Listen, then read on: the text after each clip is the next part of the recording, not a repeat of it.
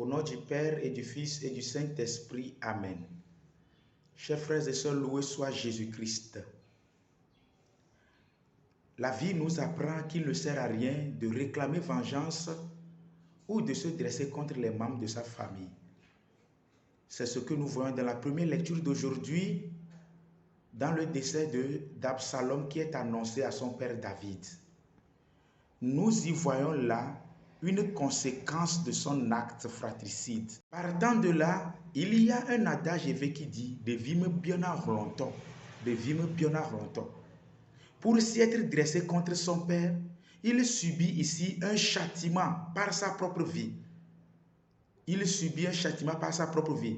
Il ne nous appartient pas de nous rendre justice. Il ne nous appartient pas de vouloir la mort de quelqu'un, encore moins de le poursuivre. Et comme c'est le cas ici dans la première lecture entre David et son fils Absalom. Mais en retour, nous voyons combien le cœur de David se tourne vers son fils et il pleure sa mort.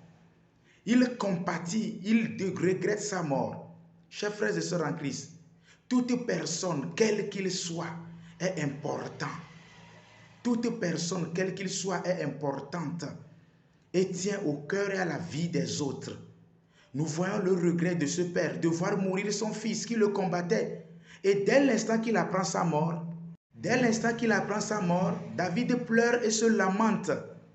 Il pleure et se lamente. C'est la preuve que l'affection paternelle demeure toujours même après la mort. Et la mort est une rupture difficile qui puisse être acceptée. Il nous est difficile de voir nos proches partir et nous aimerions les avoir toujours avec nous. Même si nos relations interpersonnelles ne sont pas au beau fixe, mais personne ne souhaite voir son prochain ou son familier décédé. Nous vivons peut-être ces mêmes situations dans nos familles, des familles divisées, des enfants dressés contre leurs parents, des parents opposés à leurs enfants, ou des frères et sœurs qui sont opposés entre eux, ou puis parfois se tuent, et pour d'autres encore pour des questions d'héritage, d'intérêt, d'avantage. Chers frères et sœurs en Christ, ne laissons rien nous diviser, ne laissons rien nous opposer, ne laissons rien entraver la vie qui doit exister entre nous. Dans l'évangile de Saint Marc, le chapitre 5, versets 21 à 43, nous voyons une femme qui vient par derrière pour toucher l'habit de Jésus, confiante qu'en le touchant, elle guérira après 12 ans de maladie. Regardez la foi de cette femme, elle vient par derrière. C'est la preuve qu'elle quitte les ténèbres pour venir à l'admirable lumière, puisque l'Écriture nous dit qu'elle a recherché des guérisons. L'Écriture nous dit qu'elle a recherché des guérisons auprès de nombreux médecins.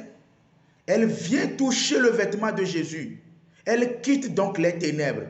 Elle revient à la vie par l'espérance, par la foi, confiante que seule la foi en Jésus peut la guérir, la changer. Et elle a été touchée vraiment. Chers frères et sœurs en Christ, tous ceux qui viennent à Jésus avec foi et confiance s'en retournent toujours transformés et guéris. C'est en allant pour guérir la fille de Jaïr que cette guérison se produisit, le miracle de la dame se produisit. Et à l'instant même, on en vient annoncer à Jaïr que sa fille est décédée. Elle passe de vie à mort, de la maladie à la mort. Mais cela ne le désespère pas. Quelle est la leçon à tirer?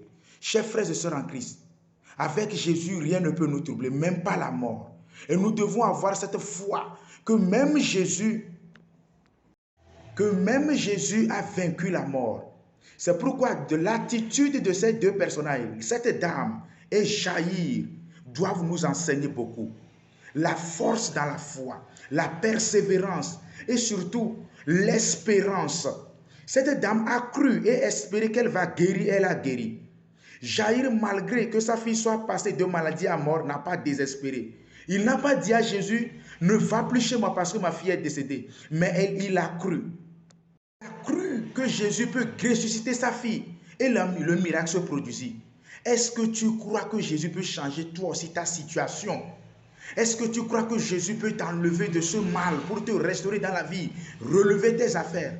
Je te souhaite cette foi aujourd'hui et pour toujours. Que le Seigneur te bénisse et que tu ne perdes plus espérance. Au nom du Père et du Fils et du Saint-Esprit. Amen.